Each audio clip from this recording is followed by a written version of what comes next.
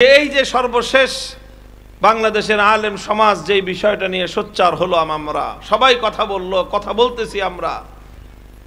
এই গত 19 এপ্রিলের ঘটনা, আজকে হলো কত তারিখ? 9 তারিখ মে মাসের। এই 20 দিন আগের কথা, 19 এপ্রিল নারী বিষয়ক কমিশন, তাদেরকে বলা হয়েছে বাংলাদেশের নারীদের উন্নতির জন্য কি কি করা দরকার তোমরা একটা সুপারিশ দাও। তারা সুপারিশ দিছে কি? তাদের সুপারিশের প্রথম মূল পয়েন্টটাই হলো এই যে নারী পুরুষের মধ্যে বৈষম্য আছে, আর এই বৈষম্যের কারণ হলো কোরআনের বিধান। নাউজুবিল্লাহি মিন যালিক। অথচ আল্লাহর কোরআন দুনিয়াতে নাজিল হয়েছে যে সকল লক্ষ্য এবং উদ্দেশ্য হাসিল করার জন্য।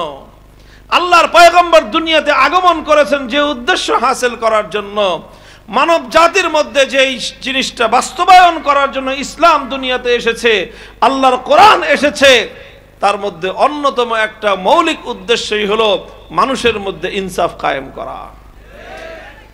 দুনিয়াতে আল্লাহর কোরআন এসেছে ইনসাফ কায়েম করার জন্য। দুনিয়াতে ইসলাম এসেছে দুনিয়াতে ইসলাম এসেছে মানুষের মধ্যে বৈষম্য দূর করার জন্য।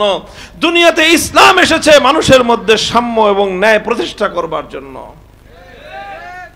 রাসূল আকরাম সাল্লাল্লাহু আলাইহি ওয়াসাল্লামের আদর্শ, নবীর শিক্ষা যদি আমরা অ্যানালাইসিস করি, নবীর শিক্ষা যদি আমরা পর্যবেক্ষণ করি, দ্ব্যর্থহীনভাবে প্রমাণ হয়ে যায় যে আল্লাহ পাক রব্বুল আলামিন দুনিয়াতে ইসলামকে পাঠিয়েছেন ইনসাফ কায়েম করার জন্য, বেইনসাফি দূর করবার জন্য। আর কত বড় গর্দভ হলে, কত বড় খোদাদ্রোহী হলে একজন মানুষ এই কথা বলতে পারে যে কোরআনের বিধানের কারণে এই বৈষম্য তৈরি হয়? আসলে ব্যাপারটা হলো তাদের হিসাবের ভুল। হিসাবের ভুল। হিসাব যদি কেউ ভুল করে, তাহলে যোগ বিয়োগে যদি কোথাও ভুল হয়, ফলাফল কি ভুল দাঁড়াবে না সঠিক দাঁড়াবে? অবশ্যই ফলাফল ভুল দাঁড়াবে। তো তোমার হিসাবের সূত্রের মধ্যে তুমি ভুল করেছো, যোগ বিয়োগে তুমি ভুল করেছো, যোগ বিয়োগে ভুল করার পরে এখন ফলাফল ভুল দাঁড়িয়েছে, এখন তুমি চিৎকার চেঁচামেচি করতেছো। অন্যের উপর চিৎকার চেঁচামেচি করে লাভ নাই। তুমি যোগ বিয়োগে ভুল করেছো, যেখানে তুমি 5,000 টাকা লোন ছিলা, ঋণ ছিলা, এখন তুমি যোগ বিয়োগে ভুল করে দেখো যে তুমি 5,000 টাকা পাও। এখন গিয়ে তুমি তারে কলার চেপা ধরছো, আমার 5,000 টাকা দেস না কে? বলেন, বলবে আরে কিরে 5,000 টাকা দিব বেটা, তুমি তো, আমি তোমার কাছে 5,000 টাকা উল্টা পাই। না, আমি হিসাব করে আসছি যে আমি 5,000 টাকা পাই, তুমি পাও না। এখন দেখা গেল আদতে গিয়ে সে হিসাবে ভুল করেছে। তো এটার যে অবস্থা হয়, আমার দেশের নারী কমিশনের একই অবস্থা হয়েছে। হিসাব কষতে তারা ভুল করেছে। যেই জায়গাটা নিয়ে মানুষের মধ্যে ব্যাপকভাবে বিভ্রান্তি তৈরি করেছে তারা, এবং যে দাবি তারা উত্থাপন করেছে উত্তরাধিকার আইনের ক্ষেত্রে, উত্তরাধিকার আইনের ক্ষেত্রে আমাদের সমাজের মধ্যে অনেক অন্যায় আছে, অবিচার আছে।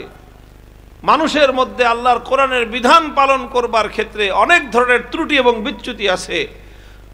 আল্লাহর কোরআনের বিধান, ইসলামের বিধান, শরীয়তের বিধান মান্য করার ক্ষেত্রে মানুষের মধ্যে অনেক ভুল বিচ্যুতি আছে, ত্রুটি আছে, গাফলতি আছে। কোরআনের বিধানের মধ্যে কোনো ত্রুটি নাই।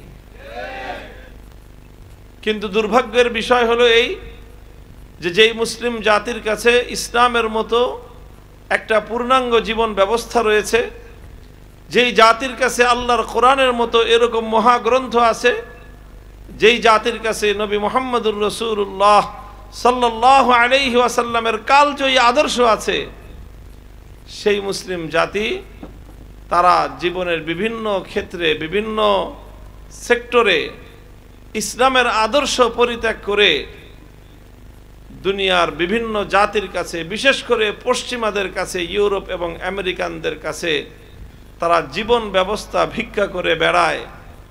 এটা হলো অনেকটা রাস্তার ফকিরের কাছে কোটিপতির ভিক্ষা চাওয়ার মতো। আলহামদুলিল্লাহ, আল্লাহ পাক রব্বুল আলামিন আমাদেরকে ইসলামের মতো এরকম একটা পূর্ণাঙ্গ চমৎকার একটা জীবন ব্যবস্থা দিয়েছে। তো এই জন্য আমি আমাদের সকলকে লক্ষ্য করি এবং আমাকে সহ আমরা আমাদের সকলকে একটা কথা বলবো আমি,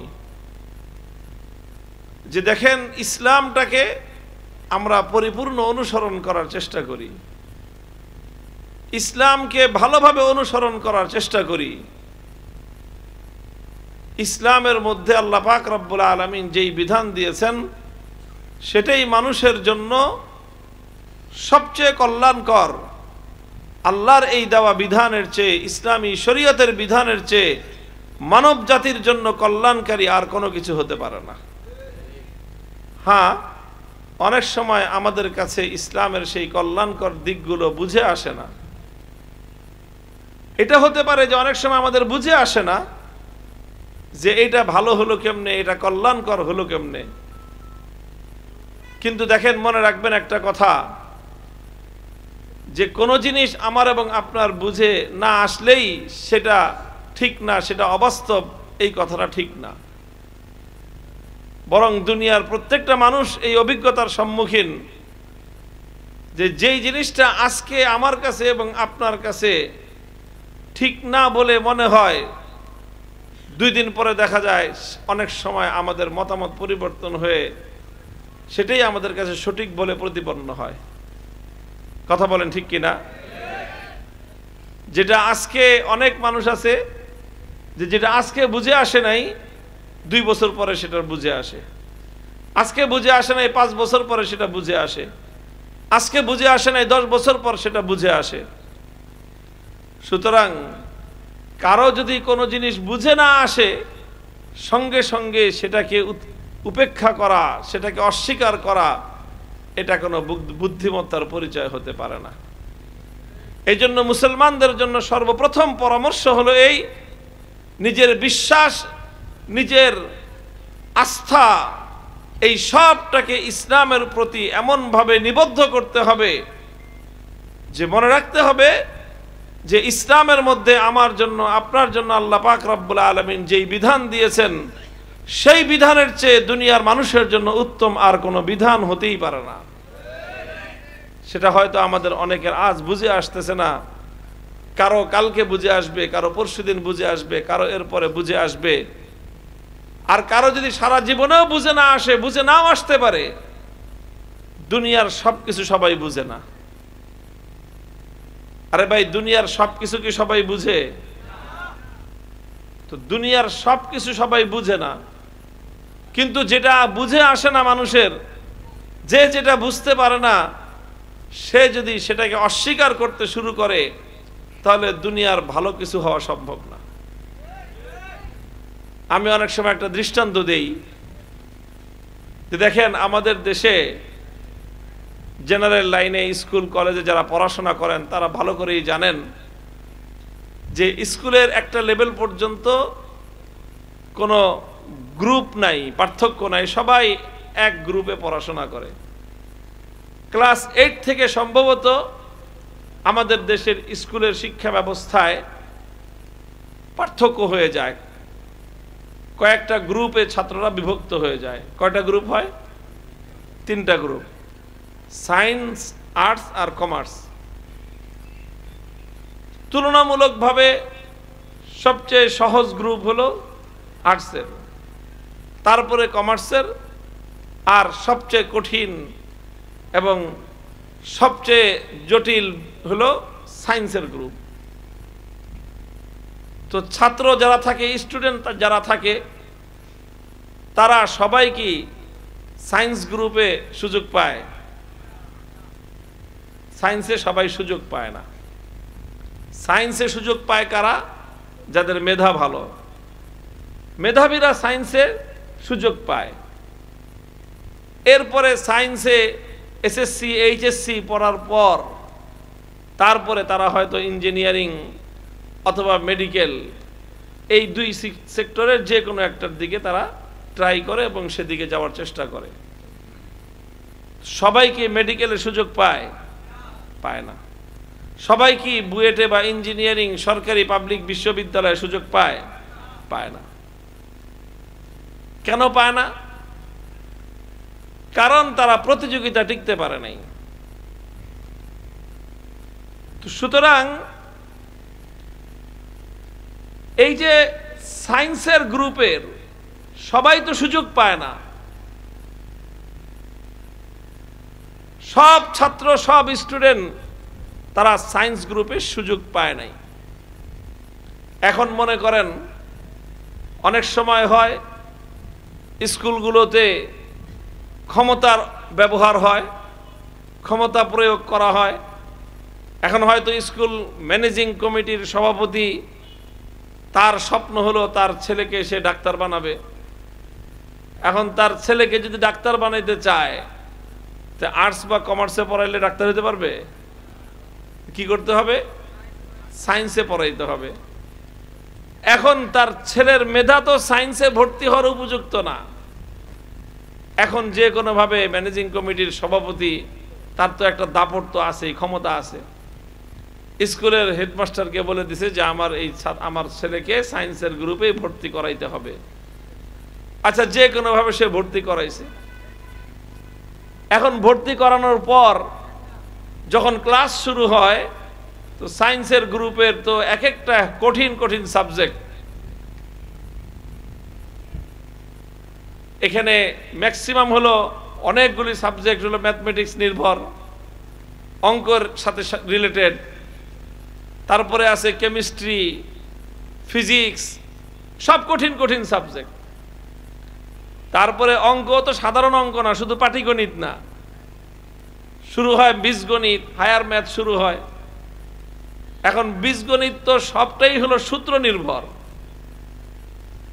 এ স্কোয়ার প্লাস বি স্কোয়ার শুরু হবে, তারপরে এ স্কোয়ার মাইনাস বি স্কোয়ার শুরু হবে, তারপরে এ প্লাস বি হোল স্কোয়ার শুরু হবে, এ মাইনাস বি হোল স্কোয়ার শুরু হবে, এ কিউব প্লাস বি কিউব, একটার পর একটা সূত্র শুরু হবে।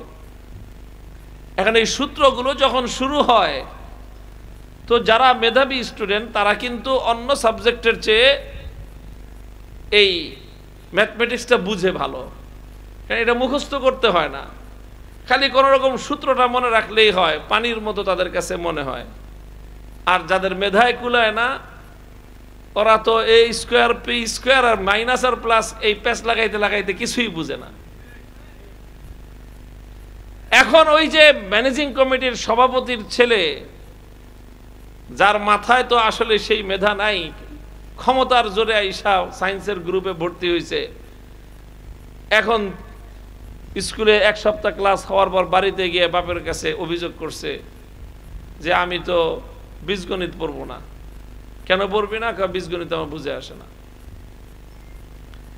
এখন ম্যানেজিং কমিটির সভাপতি আইসা স্কুলে মিটিং ডেকে সিদ্ধান্ত নিল যে আমাদের স্কুলে সায়েন্সের গ্রুপে ম্যাথমেটিক্সের ক্লাস হবে না। কেন হবে না? আমার পোলা ম্যাথমেটিক্স বুঝে না। তো আমার পোলা যেই সাবজেক্ট বুঝে না, সেই সাবজেক্ট আমি যে স্কুলের ম্যানেজিং কমিটির সভাপতি, ওই স্কুলে ওই ম্যাথমেটিক্স চলতে পারে না। যদি সে এরকম ডিসিশন দেয়, আচ্ছা বলেন তো, এই এলাকার গণ্যমান্য মানুষ, শিক্ষিত মানুষ, সুশীল মানুষ, চিন্তাশীল মানুষ, তারা কেউ ম্যানেজিং কমিটির সভাপতির এই স্বৈরাচারী ডিসিশন মানবে? তার এই সিদ্ধান্তকে তারা কেউ গ্রহণ করবে? তারা কি বলবে? আরে ভাই, তোমার ছেলে তার মেধা দুর্বল, তো তার মেধা দুর্বল বলে সে সায়েন্সের সূত্র বুঝে না, তার মেধা দুর্বলতার কারণে সে বীজগণিতের সূত্র বুঝে না। এটা তো বীজগণিতের সূত্রের দুর্বলতা নয়, বরং তোমার ছেলের মেধার দুর্বলতা। তো তোমার ছেলের মেধা যেহেতু দুর্বল, এই জন্য তোমার ছেলে সায়েন্সের গ্রুপ থেকে বাদ যাবে, সায়েন্সের গ্রুপ থেকে ম্যাথমেটিক্স বাদ যাবে না। কথাটা কি আপনাদের যুক্তিতে ধরে? আমি যে কথাটা বললাম যে সায়েন্সের একটা সাবজেক্ট বুঝে না, এই জন্য সায়েন্সের সাবজেক্টটা তো সায়েন্সের গ্রুপ থেকে বাদ যাবে না। ম্যাথমেটিক্সের সূত্র বুঝে নাই, তাই বলে সায়েন্সের গ্রুপ থেকে ম্যাথমেটিক্স বাদ যাবে না।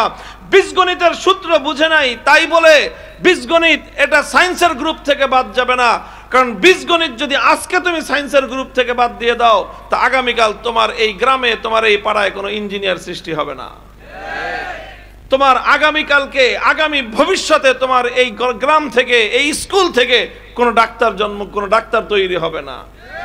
কারণ ইঞ্জিনিয়ার, ডাক্তার এগুলো তৈরি করতে হলে, তাদেরকে পড়াইতে হলে সায়েন্স পড়াইতে হবে, এবং সায়েন্সের এই সকল জটিল জটিল সূত্রগুলো পড়েই মেধাবী শিক্ষার্থীরা তারা ইঞ্জিনিয়ার এবং ডাক্তার হওয়ার যোগ্য হবে। যদি কারো বুঝে না আসে তাহলে সে আর্টস পড়বে, যদি কারো বুঝে না আসে সায়েন্সের গ্রুপে সে পড়বে না, সে সহজ সাবজেক্ট পড়বে, আর্টসের গ্রুপ পড়বে, কারণ দুনিয়ার সবার সবকিছু বুঝে আসে না। মুহতারাম হাজিরিন, একটা বাস্তব কথা আমি বললাম, গভীর লক্ষ্য করে আপনারা বুঝেন জিনিসটার গভীরতা। বীজগণিতের সূত্র এ স্কয়ার প্লাস বি স্কয়ার, এটা দুনিয়ার একটা মানুষ তৈরি করেছে, দুনিয়ার কিছু মানুষ। বীজগণিতের সূত্রগুলো মানুষরাই তৈরি করেছে। অবশ্য সেই মানুষগুলো একটু অস্বাভাবিক মেধার, অসাধারণ মেধার যোগ্যতার অধিকারী ছিল। সেই মানুষগুলো অসাধারণ মেধাবী ছিল। তারা তাদের মেধার মাধ্যমে এই সূত্রগুলো তৈরি করেছে পরবর্তী ছাত্র এবং শিক্ষার্থীদেরকে জ্ঞান অর্জন করবার জন্য। মেধাবী মানুষের তৈরি করা সেই সূত্রই কিন্তু দুনিয়ার কিছু মানুষ বুঝতে পারতেছে না। তো দুনিয়ার মানুষ যদি সেই মেধাবীদের তৈরি করা সূত্র বুঝতে না পারে, এতে সূত্রের ব্যর্থতা, এতে সূত্র ভুল প্রমাণ হয় না, বরং যেই মানুষগুলো এই সূত্র বুঝতে না পারে এটা তাদের মেধার ব্যর্থতা, মেধার দুর্বলতা বলে প্রমাণ হয়। কথা ঠিক? এবার আমার একটা প্রশ্নের জবাব দেন। দুনিয়াতে এই যে যারা মেধাবী, নিউটনের মতো মেধাবী, সক্রেটিসের মতো মেধাবী, অ্যারিস্টটলের মতো যারা মেধাবী, পৃথিবীর বিখ্যাত বিখ্যাত সকল মেধাবী, এই সকল মেধাবীর মাথার মধ্যে মেধা সৃষ্টি করেছেন কে? আল্লাহ পাক রব্বুল আলামিন সকল মেধাবীদের, যারা নাকি বীজগণিতের সূত্র তৈরি করলো, যারা বিভিন্ন বৈজ্ঞানিক সূত্র আবিষ্কার করলো, মেধা দিয়ে, শ্রম দিয়ে, মেধা দিয়ে গবেষণা করে তাদের সেই মেধা তৈরি করলেন, সেই মেধা সৃষ্টি করলেন যে আল্লাহ পাক রব্বুল আলামিন। সে আল্লাহ পাক রব্বুল আলামিনের চিন্তা শক্তি, সে আল্লাহ পাক রব্বুল আলামিনের মেধার শক্তি, সে আল্লাহ পাক রব্বুল আলামিনের মানব জাতির জন্য কল্যাণ চিন্তা সারা দুনিয়ার মানুষের চেয়ে আরো কত বেশি শ্রেষ্ঠ এবং কত বেশি গভীর। আর সে আল্লাহ পাক রব্বুল আলামিন তার সকল চিন্তা সব কিছু দিয়ে আল্লাহ পাক রব্বুল আলামিন মানব জাতির জন্য সর্বোচ্চ সুন্দর জীবন ব্যবস্থা দিয়েছেন তার মহাগ্রন্থ আল কোরআনে কারীমের মাধ্যমে। কিন্তু কথা ওই জায়গায় কোরআনের সূত্র কিছু মানুষের বুঝে আসে না। কোরআনের সূত্র যে সবার বুঝে আসবে এটা তো হয় না রে ভাই। সবাই তো সায়েন্সের সূত্র বুঝে না। সব ছাত্র কি সায়েন্সের সূত্র বুঝে? সব ছাত্র কি বীজগণিতের সূত্র বুঝে? তো সব ছাত্র যেরকম বীজগণিতের সূত্র বুঝে না, সকলে সেরকম আল কোরআনের সূত্র বুঝতে পারবে না।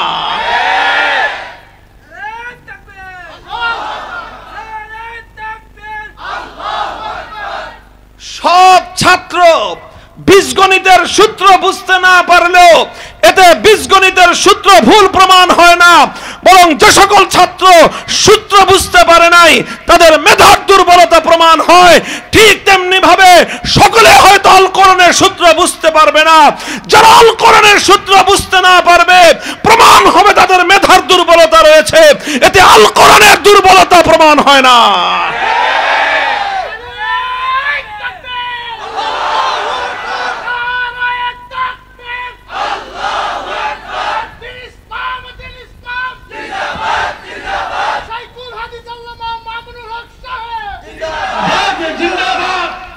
মুহতারাম হাজিরিন, এটা আমার কথার ভূমিকা।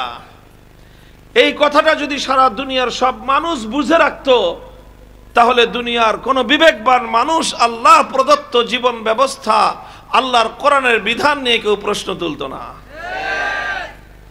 আল্লাহর কোরআনের বিধান নিয়ে যারা প্রশ্ন তুলে, এটা তাদের মানসিক সুস্থতার প্রতি মানুষকে সন্দিহান করার একটা লক্ষণ। মানসিকভাবে কোন সুস্থ মানুষ আল্লাহর কোরআনের কোন বিধান নিয়ে প্রশ্ন তুলতে পারে না।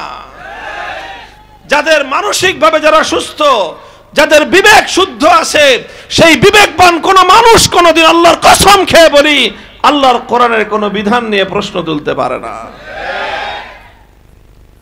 আল্লাহ পাক রব্বুল আলামিন মানব জাতির জন্য যেই বিধান দিয়েছেন সেই বিধানের মধ্যেই মানুষের কল্যাণ রয়েছে। আল্লাহ মানুষের জন্য যেই বিধান দিয়েছেন সেই বিধানের মধ্যেই বাবার কল্যাণ, মায়ের কল্যাণ, সন্তানের কল্যাণ, ভাইয়ের কল্যাণ, বোনের কল্যাণ, तमाम পৃথিবীর সমস্ত মানুষের কল্যাণ আল্লাহর কোরআনের বিধানের মধ্যে।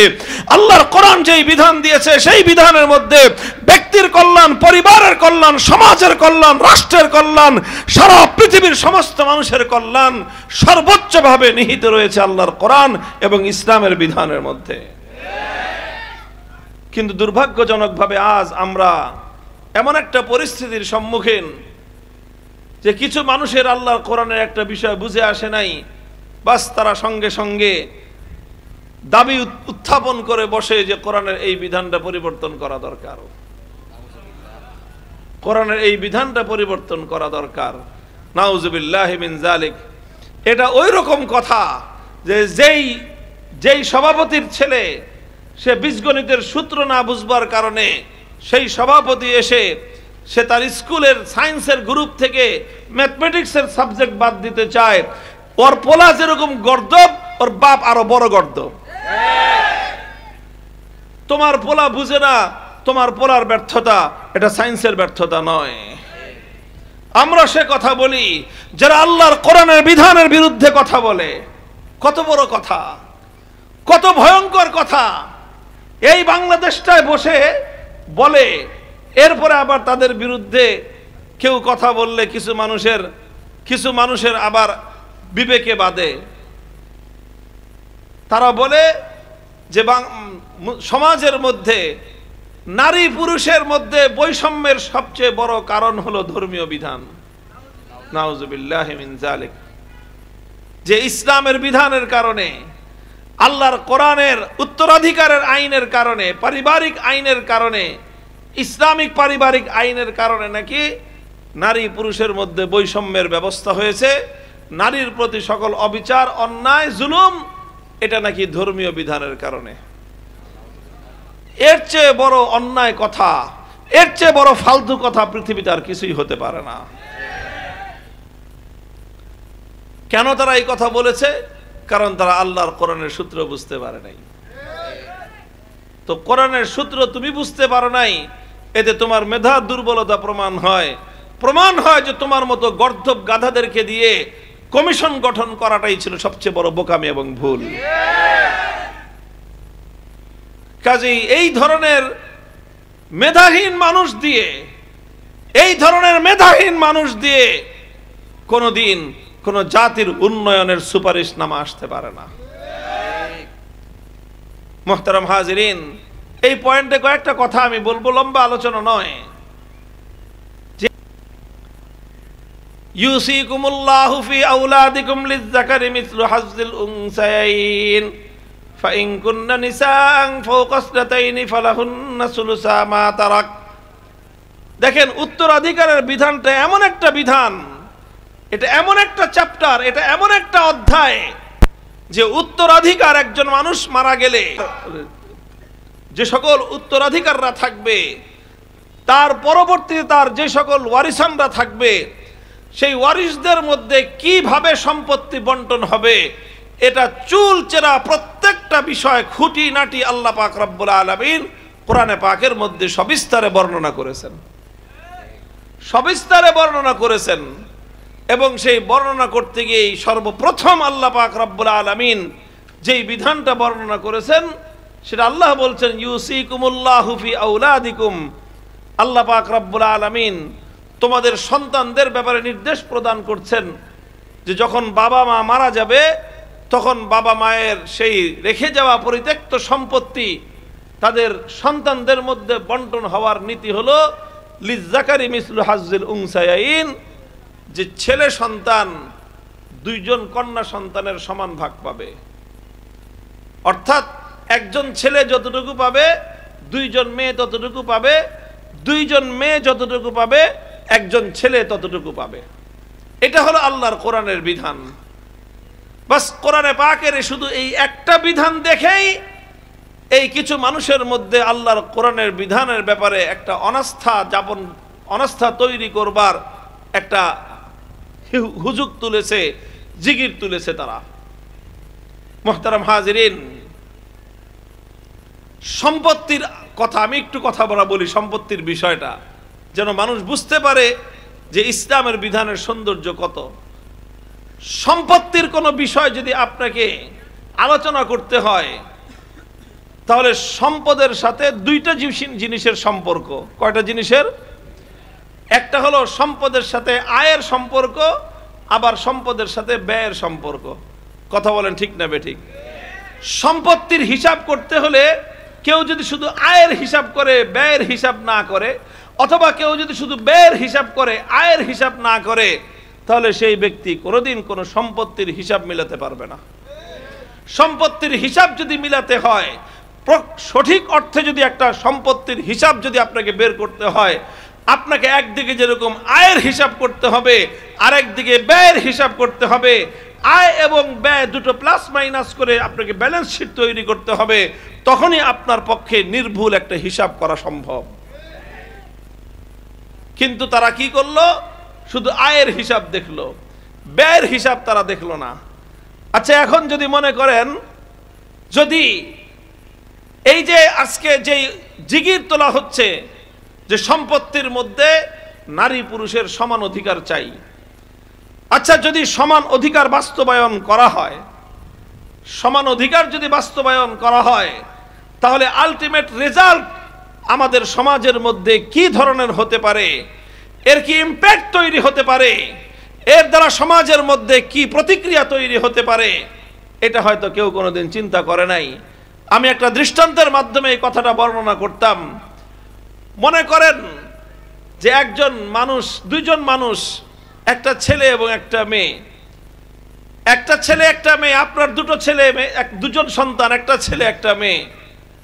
আপনার পকেটে টাকা আছে 100 টাকা, আপনার ছেলে মেয়ে তারা দুজন আপনার কাছ থেকে আবদার করেছে যে বাবা কিছু টাকা দাও, প্রতিষ্ঠান বন্ধ হয়েছে, মাদ্রাসা ছুটি, স্কুল ছুটি হয়েছে, কলেজ ছুটি হয়েছে, নানার বাড়ি বেড়াতে যাব। এখন বাবা তার পকেটে আছে 100 টাকা তার সন্তানদেরকে দেওয়ার মতো। এখন বাবা এই টাকাটা কিভাবে তাদের মধ্যে বন্টন করতে পারে? দুইভাবে বন্টন করতে পারে। একটা বন্টন সে করতে পারে যে সে ছেলে মেয়ে দুজন সমান সমান, এই জন্য সে দুজনকে সমান সমান দিয়ে দিল 50 টাকা 50 টাকা। আরেকটা সে করতে পারে যে না, সে আল্লাহর কোরআনের যে উত্তরাধিকার সম্পদ বন্টন করার যে সূত্র আছে, লিজ্জাকারি মিসলু হাজ্জিল উনসায়াইন, যে মেয়ে পাবে যতটুকু ছেলে পাবে তার চেয়ে ডবল, ছেলে পাবে যতটুকু মেয়ে পাবে তার অর্ধেক। তাহলে সেই ক্ষেত্রে 100 টাকায় ভাগ হবে 33 টাকা আর 66 টাকা, 33 টাকা আর সামথিং আর 66 টাকা সামথিং। আচ্ছা, এই দুইভাবে ভাগ করতে পারে।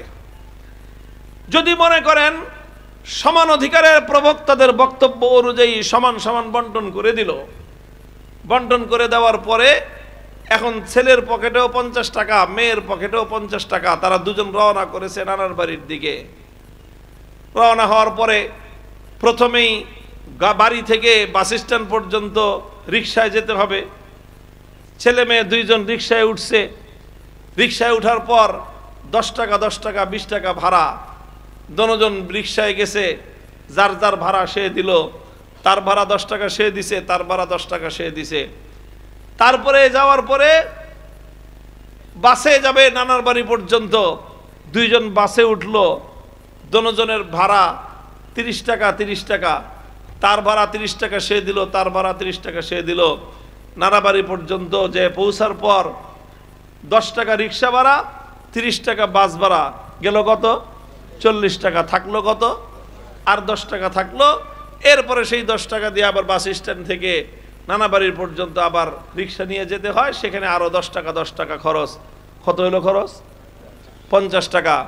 নানা বাড়ি যাওয়া পর্যন্ত ছেলের পকেটে আছে কয় টাকা? মেয়ের পকেটে আছে কয় টাকা? নাই, দুজন খালি। আচ্ছা, এবার আসেন যদি বিপরীত করা হয়, ছেলেকে দেওয়া হলো 66 টাকা, মেয়েকে দেওয়া হলো 33 টাকা, কিন্তু বিধান করে দেওয়া হলো বাবার পক্ষ থেকে, বলে দিল ছেলেটাকে যে দেখো তুমি তো পুরুষ মানুষ, সঙ্গে তোমার বোন নারী মানুষ, মহিলা মানুষ, মেয়ে মানুষ, তুমি রাস্তায় তার খবরাখবর রাখবা, তার প্রতি যত্ন নিবা, রাস্তায় যা ক্ষয় খরচ হয় সব খরচ তুমি তোমার পকেট থেকে চালাইবা।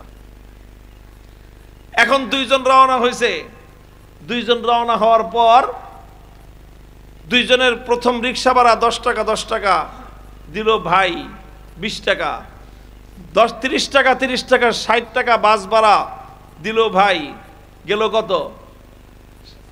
60 টাকা আর 20 টাকা 80 টাকা।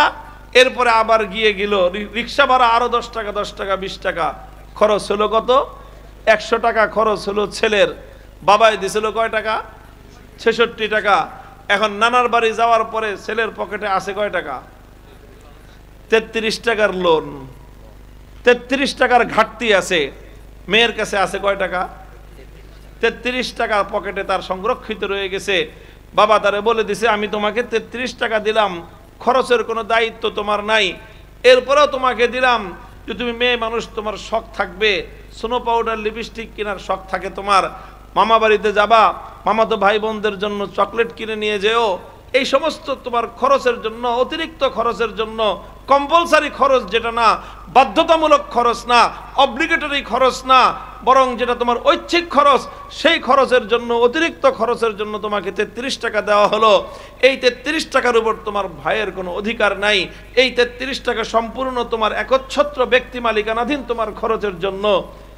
এইভাবে যদি বন্টন করা হয়, বাবার বাড়িতে নানার বাড়িতে যাওয়ার পরে যেখানে ছেলের কাছে রয়েছে 33 টাকার ঋণ, তখন মেয়ের কাছে রয়েছে 33 টাকা সংরক্ষিত, তার কাছে সম্পূর্ণ সেভিংস।